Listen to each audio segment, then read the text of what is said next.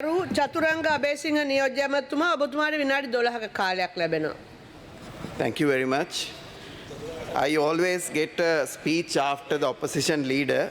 So it's quite interesting that our opposition leader since last year has been dreaming about a situation where this country will collapse.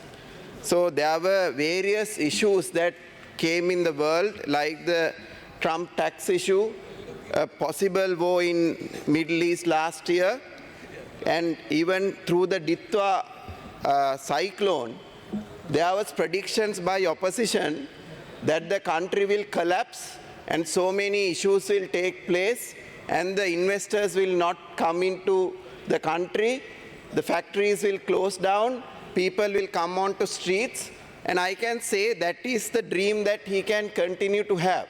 Because what we can say today, last year with all those difficulties, Sri Lanka has achieved a 5% growth. And that 5% growth, even with the Ditwa issue that we had at the end of the year, Sri Lanka has achieved a strong growth trajectory. And now we are moving into a better year. Unfortunately, we have a shock from the global economy. There is no crisis as such. The crisis was what Sri Lanka had in 2022, where we had twin deficits, where we had a trade deficit, where we had a fiscal deficit. Now we have surpassed all. We have a positive balance in the trade, we have a positive balance in the fiscal. So now there is no crisis in Sri Lanka. There is a war that is happening. Because of that war, we have a shock. And that government is quite ready to manage that. It is very unfortunate to see that opposition is trying to reduce the confidence of the investors, create a fear among the entrepreneurs. But I am pretty sure Sri Lankan entrepreneurs and the exporters are very resilient. Even within these few weeks, they have been talking about issues that can impact our country. I am happy to say, even within this war period, that is the last 2 weeks, we don't see any drop in tea exports. Our exporters are resilient. They have figured out various ways of exporting their tea. There is no problem on the auction so far, no reduction in prices, and the exporters are doing well.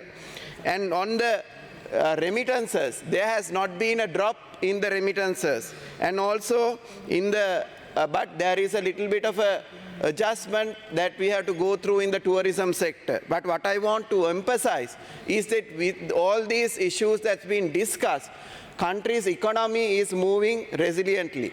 And even with this few days of issues of fuel queues and all these limitations we are doing, we are making all the efforts to ensure that the industry is having the required fuel quotas and requirements met to ensure that Sri Lanka, the manufacturing continues. And in terms of the bill that we are presenting today, the amendment to the Port City Act, we need to understand the asset that we have as a port city now has a great opportunity because there is a level of risk that is being applied to Middle East, and therefore we have a great opportunity to attract investments to Port City at this point as well. And I have to tell, I think 6 months ago, opposition started screaming, saying when we reduce the tax benefits or when we change the tax benefits of the port city, the investments will not come. But I can tell you that it has not been the case. So out of the 245 inquiries, only 13 inquiries have declined the new tax structure and everybody is moving ahead. And we are happy to say in the port city, the inquiries are now amounting to $4.6 billion. And even with all this cry, there are investors who are looking at Sri Lanka in a very positive way. And from the primary investments, there is about 1.4 billion, and the secondary investments, there is about 600 million that's been attracted to Port City. So now with this amendment, what we are going to do is 5 adjustments. One is adjustment on land allocation, that is for common services, which is required for power generation. Then we are adjusting the maximum height of the buildings. Early it was at 180 meters, now it's been changed to 240 meters. This is again to facilitate investments and without compromising the land or the risk of the area. We are making that adjustments. And although the minimum, also there was a minimum retail space that was required for these investments, but we are reducing it to 5%. Now the investors have the opportunity to decide between retail and other users. This was done looking at analysis of Colombo, where there are so many retail shops, and to see that there is a proper market in the port city area. And there is a slight adjustment in the open spaces, which was a correction that need to be done. And then we are also changing the metrics of the classification of businesses, where culture and health sector will be added as a new category. Now, in terms of these changes, what we are looking at is a positive trajectory towards the port city, and with these changes we see there will be a better clarity, better investment facilitation in that. At the same time, we are seeing a strength, we are seeing a strong requirement in the BOI inquiries what we are going through. Now with the new Investment Promotion Act, we have made it extremely clear what kind of investments are promoted in Sri Lanka, and each of those categories what kind of tax holidays that they are getting. So the tax holidays are extended, can extend up to 10 years based on the investments. Now these things has not been cleared over the past decade. That is why investments did not came through to Sri Lanka. And at the same time, they are going over and over about now talking about a possible power crisis. And there is no such risk for power. We clearly know our base load, base requirement of power is coming through coal. Yes, we can see a tangible reduction on a daily basis on the power generation of coal, but this is a dry season. In this dry season, the compensation comes from fossil fuel. That's true. The thermal will come into play, and there is no risk as such. And unfortunately, the opposition leader was even at the public finance meeting last time on invitation, and the authorities or the officials clearly explained that there is no possible risk of a power cut.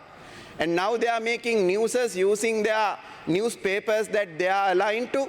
They are fabricating this information coming through officials and trying to predict, trying to say that there is a power cut predicted. Nobody has predicted a power cut. The Power and Energy Ministry has given a clear requirement to CPC and to what is the fuel requirement, and that fuel requirement is not even 10% of the national requirement. Now, why are you crying about it? And if there's a shortage in coal, we will supply with thermal. The cost will go up, but the continuous supply is what we are driving for. And there is no reason to predict a power cut. And this is what this opposition is doing. They want to ensure that the investors stop their decisions. They want to ensure that the investors are having doubts on their day-to-day activities. But I am happy to say, through EDB, through BOI and Ministry of Industries, we are talking to each and every of these investors and the manufacturers in this country, giving them confidence, working alongside with to come out of this global situation. And whilst we do that, the opposition's duty is to go on to TV or use a mic and create fear among people. And we are clearly seeing even the general public is fully aware of the situation. And they are not buying into these few television channels. And they are clearly saying that we understand there is a problem, and we know government is fighting hard, and we will work with this government to make this through. Now, last year we got a 5% GDP growth, and we are anticipating a 6% plus GDP growth this year. We are anticipating more investment this year. We are anticipating more production this year. And at this time, this is what opposition is doing. And I'm happy to say the January has been January we have done extremely well than the last year's January. The remittances have increased, and now exports have increased. And this is the trajectory that we are on. And I want to also emphasize now with the national strategy of conservating our energy. This is not a strategy to stop anything. This is a strategy ගරු that... නියෝජ්‍ය ඇමතුමා තව විනාඩි දෙකක් කාලයක් තිබෙනවා. Thank you very much. This is a strategy that we are trying to preserve our energy and to see how far we can move without getting disrupted. And that strategy, every individual has to support, every industry has to support, and that is how things are going. And I want to clearly mention all our exporters, you can reach out to BOI. All our FDIs, foreign direct investors who are working here, you can reach out to BOI and EDB. They are all on 24/7. The officers are there to ensure that you run without a disruption.